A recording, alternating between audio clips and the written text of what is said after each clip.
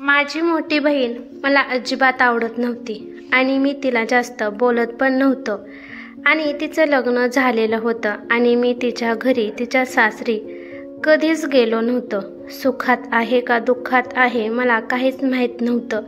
वर्षातून 1-2 वेळा माझी ताई माहेरी यायची आणि माझी बहीण जेव्हा सासरी माघारी जायची तेव्हा आई काही ना काही माझ्या बहिणीला घरातल्या वस्तू देतच असायची।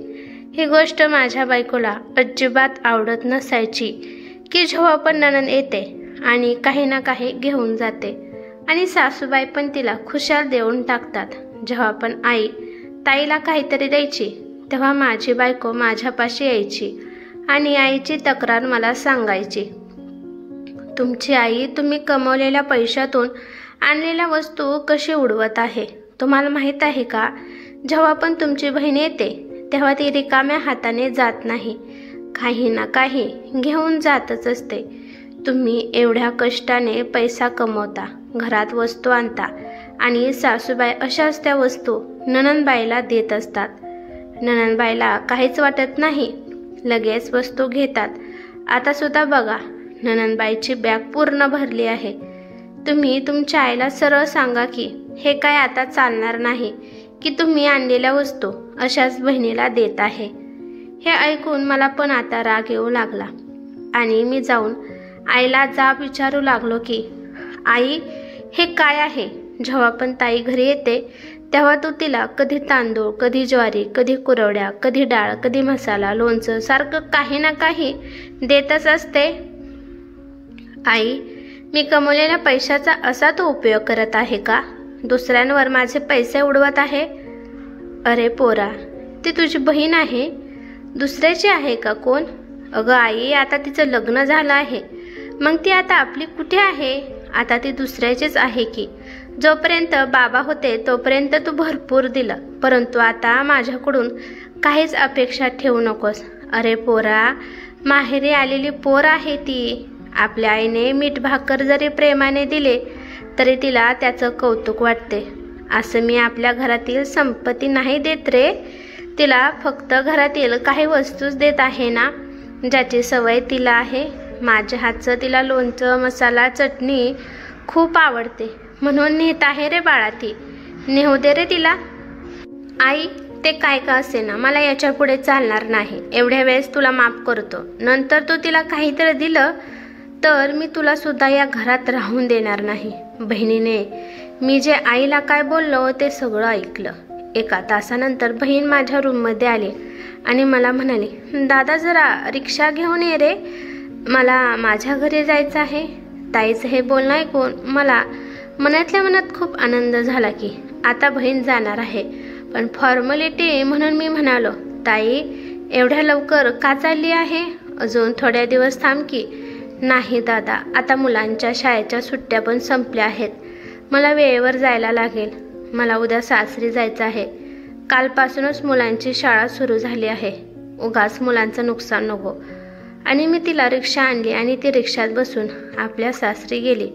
जाताना माझ्या ताईने आईच्या नकळत आईने ज्या वस्तू दिल्या होत्या तिने हळूच तिच्या बॅगेतून काढून एका कोपऱ्यात ठेवल्या। आईला माहीत नव्हतं की तिने वस्तू काढून ठेवल्या आहेत। जेव्हा आईने नंतर पाहिलं की मी दिलेल्या वस्तू तिने काढून ठेवल्या, आईला शंका आली की नक्कीच आमचं बोलणं लेकीनं ऐकलं असेल, म्हणून मला त्रास कोणी देऊ नये म्हणून ठेवून गेली सामान। सामानाला पाहून आई खूप वेळ रडत बसली। ताईला सुद्धा सामान बॅगेतून काढताना खूप त्रास होत होता, कारण का तिच्या आईने खूप प्रेमाने तिच्यासाठी वस्तू दिल्या होत्या, पण आईच्या प्रेमासाठी या वस्तूचं काहीच मोल नाही, म्हणून तिने त्या वस्तू ठेवून दिल्या। माझी बायको पण म्हणाली, बरं झालं की घेऊन गेली नाही, नाहीतर अजून आम्हाला वस्तू घेऊन यायला लागल्या असत्या। मला एक मोठा भाऊ पण होता। जेव्हा वडिलांचं निधन झालं तेव्हा जमिनीची आणि घराची वाटणी झाली। आम्ही दोघांनीच ती वाटणी वाटून घेतली, पण त्याच्यातील कणभर सुद्धा हिस्सा आम्ही आमच्या बहिणीला दिला नाही। तरी पण ती शांत होती। या गोष्टीमुळे तिने आरडाओरडा केला नाही किंवा नाराज राहिली नाही, पण माझी आई खूप रडली, म्हणली की बहिणीला तरी काहीतरी द्यायचं असतं। पण आम्ही नवरा बायकोने आणि मोठ्या भावाने आईचं काही सुद्धा ऐकलं नाही. आईला मी धमकी देऊन गप्प बसवण्यासाठी सांगितलं, तू जर गप्प बसली नाही तर आम्ही तुला या घरात ठेवणार नाही. बिचारी विधवा आई कुठे जाणार, त्यामुळे मुलांच्या धाकाखाली आई गप्प बसली. मोठ्या भावाने घरातला हिस्सा घेतला नाही, परंतु जेवढी जमीन होती तेवढी घेतली आणि ती जमीन विकली आणि शहराकडे जाऊन घर घेऊन राहत होता. आम्ही आमच्या बहिणीला काही सुद्धा दिलं नाही. याची शिक्षा आम्हाला बहिणीकडून तर नाही मिळाली, पण देवाकडून मिळणारच होती. मोठ्या भावाचं शहरात मोठं कपड्याचे दुकान होतं आणि हळूहळू त्यांच्या दुकानातल्या कपड्यांची मागणी कमी होऊ लागली आणि त्यांचा व्यवसाय ठप्प झाला. आता भाव दुसऱ्यांच्या दुकानावर जाऊन काम करून त्याचा उदरनिर्वाह करायला लागला आणि माझ्या मोठ्या मुलीला सुद्धा कॅन्सर झाला आणि तिच्या इलाजासाठी माझे लाखो रुपये खर्च झाले. जेवढं माझ्यापाशी होतं आणि जेवढं मी जमा करून ठेवलं होतं आणि बायकोचं जेवढं सोनं होतं सगळं मोडलं आणि सगळं पैसा दवाखान्यात गेला. एवढं करून पण भागलं नाही. शेवटी मला कर्ज घ्यावे लागले. आमची परिस्थिती एवढी वाईट झाली की आम्हाला एका टायमाचं जेवणसुद्धा भेटलं न मुश्किल झालं. घरातील सगळं सामान संपलं होतं. लहान मुलगा खाण्यासाठी व्याकुळ झाला. डाळ भात खाऊन त्याचं पोट भरत नव्हतं. हॉटेलमधील खाण्याची सवय असल्यामुळे त्याला आता ते डाळ भात आवडत नव्हतं. माझ्यापाशी जाऊन सारखा हट्ट करायचा की मला काहीतरी दुसरं खायचं आहे. माझ्याकडे दुसरा इलाज नव्हता. मी शांत माझ्या बेडरूममध्ये बसलो. दुपारी माझी बहीण ताई आली. तिला पाहून माझी बायको म्हणाली की आली पांढऱ्या पायाची सट्टीवी कुठली. बहिणीला पाहून माझी सुद्धा तळपायाची आग मस्तकाला गेली, पण मी माझ्या रागाला कसं तरी शांत केलं. माझी बहीण माझ्या मुलीपाशी गेली आणि तिच्यापाशी थोड्या वेळ बसली. तिच्या डोळ्यातून पाणी वाहत होते.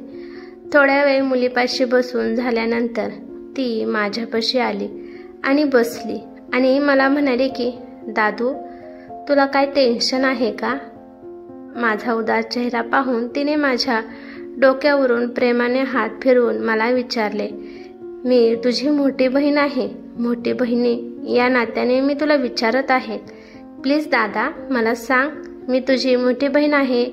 तू माझ्या अंगाखांद्यावर खेळला आहे आणि आता तूच माझ्यापेक्षा मोठा झाला आहे आणि लहानपणी सगळ्या गोष्टी मला सांगायचा, पण आता तू मोठा झाला आहे त्यामुळे तू मला आता काहीच सांगत नाही. तुझं दुःख मला तू सांगत नाही. हे म्हणताच माझ्या बहिणीने तिच्या पर्समधून राणीहार काढला आणि माझ्या हातात ठेवला आणि 10,000 रुपये तिने काढून माझ्या हातात ठेवले. टेन्शन घेऊ नको दादू, एक ना एक दिवस तुझे चांगले दिवस नक्कीच येतील. आता एवढ्या पैशाचं घरातलं सामान भर आणि हा हार मोडून आपल्या छकुलीचा इलाज कर आणि मी तुला अजून पैसे पाठवत जाईल. तू अजिबात टेन्शन घेऊ नको. आताची परिस्थिती आली आहे, त्याला सामोरे जाण्याची हिंमत ठेव. तूच कोडमळला तर घरची परिस्थिती खूप बिकट होईल. त्यामुळे तुला सगळं धीराने घ्यावं लागेल. एक बहीण आपल्या भावाला एवढ्या दुःखात कधीच पाहू शकत नाही. हा, सलूनमध्ये जाऊन तू कटिंग आणि दाढी करून ये. बघ दाढी किती वाढली आहे. माझा भाऊ, बारका भाऊ, दाढीमध्ये अजिबात चांगला दिसत नाही. एवढ्या हँडसम दिसणारा माझा भाव कसा दिसत आहे. मलाच तो ओळखायला येत नव्हता की हा माझा बारका भाऊ आहे. माझ्या बहिणीचे शब्द ऐकल्यानंतर मी आश्चर्यचकित झालो. आणि हा दादा, हा जो मी राणीहार हात दिला आहे ना, याविषयी तू कोणाला सुद्धा सांगू नको. जर तू सांगितलं तर मी तुला बोलणार नाही. माझ्या डोक्यावरून प्रेमाने हात फिरवत म्हणाली की आता मी जाते, काळजी घे. तुझ्या दाजीला सांगितलं आहे की मी लगेच माघारी येते, त्यामुळे मला निघावे लागेल. मी पहिल्यांदा माझ्या बहिणीला दाराशी सोडायला गेलतो. मी पाहिले तर माझ्या बहिणीची चप्पल सुद्धा तुटली होती. तिने जे कपडे घातले होते त्याचा पण रंग गेला होता. मी फक्त तिच्याकडे शांत नजरेने पाहत होतो. आता माझीच मला लाज वाटू लागली. मी कधीच माझ्या बहिणीच्या घरी गेलो नाही आणि तिला साधं विचारलं सुद्धा नाही की तुला कशाची गरज आहे का. आणि हा राणीहार माझ्या बाबांनी तिला दिला होता. लग्नाच्या वेळेस तिने तो जपून ठेवला होता. बाबाची आठवण म्हणून, आणि तीच आठवण तिने आज मला देऊन गेली आहे. मी तिच्यासाठी काहीच केलं नाही जेव्हा तिला गरज असेल तेव्हा, परंतु आज मला गरज आहे हे पाहून ती पळत आली आणि मला तिने साठवलेले 10,000 रुपये आणि हा हार देऊन गेली, कारण का मी माझ्या मुलीचा चांगला दवाखाना करावा. मला म्हणाले की हा राणीहार आपण दुसरा करू शकतो, पण आपली छकुली दुसरी आपण कुठून आणणार. मला माझ्या छकुलीपेक्षा महत्त्वाचं हा राणीहार नाही आहे. मला माहीत आहे हा हार माझ्या बाबांनी दिला आहे, परंतु बाबांच्या आठवणीच मला भरपूर आहेत. त्यांनी दिलेला राणीहार माझ्या छकुलीपुढे काहीच नाही. माझ्या डोळ्यातून आपोआपच अश्रू वाहू लागले. आम्ही दोघं भाऊ किती स्वार्थी निघालो. आम्ही फक्त आमचा विचार केला, आमच्या बहिणीचा थोडा सुद्धा विचार केला नाही. खरंच एक बहीण आपल्या भावाला कधीही दुःखात पाहू शकत नाही. मी तिने दिलेले पैसे आणि हा हार घेऊन मोठमोठ्याने रडू लागलो. माझं रडणं ऐकून माझी बायको आणि माझी आई माझ्या जवळ आली. माझ्या बहिणीने मला सांगितलं होतं की मी जे पैसे आणि हार दिला आहे ते कोणाला सांगू नको, परंतु खरं सांगणं भागच होतं, कारण का जसा माझा गैरसमज झाला होता तसाच माझ्या बायकोचा पण गैरसमज होता की मुली माहेरी फक्त काहीतरी घेऊन जाण्यासाठीच येत असतात. मला हे तुला सांगायचं होतं की मुली माहेरी मानसिक आराम भेटण्यासाठी येत असतात. तर तो हार बघून आईला समजलं की हा हार नक्कीच माझ्या मुलीने दिला आहे. त्यामुळे आईने काही प्रश्न केला नाही. तरी पण मी सांगायला लागलो की आई, तू घरातल्या छोट्या छोट्या गोष्टी देत होती म्हणून मी तुझ्या संग किती भांडलो, परंतु आज मला माझी चूक कळाली. मी बायकोला म्हणायला लागलो की आपल्या दोघांकडून खूप मोठी चूक झाली आहे. आपण आपल्या लक्ष्मीला, माझ्या बहिणीला कधीच आपलं मानलं नाही, पण तिने आपल्याला कधीच पाठ दाखवली नाही. तुझ्या नणंदनेच हे पैसे आणि हा हार दिला आहे, कारण का आपण या पैशातून घरातील सामान भरू शकू आणि हा हार मोडून याच्या पैशातून छकुलीचा इलाज करू.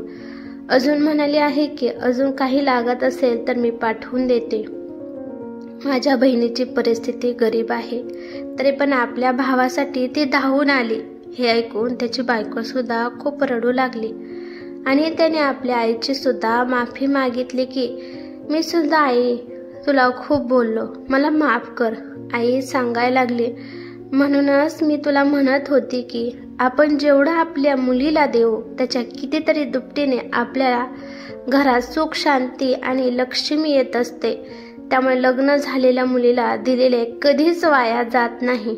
हळूहळू छकुलीच्या तब्येतीत पण सुधारणा होऊ लागली. कदाचित जे पाप केलं होतं त्याचा मला पश्चाताप झालं. त्यामुळे देवाने पण माझी चांगलीच परीक्षा पाहिली होती.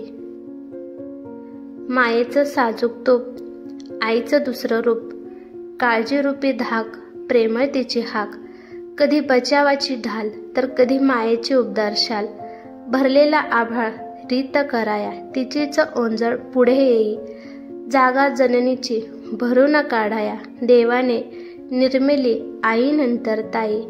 कथा आवडल्यास लाईक, शेअर करा आणि अशाच नवनवीन कथा ऐकण्यासाठी चॅनेलवरती नवीन असाल तर सबस्क्राईब करायला विसरू नका. धन्यवाद.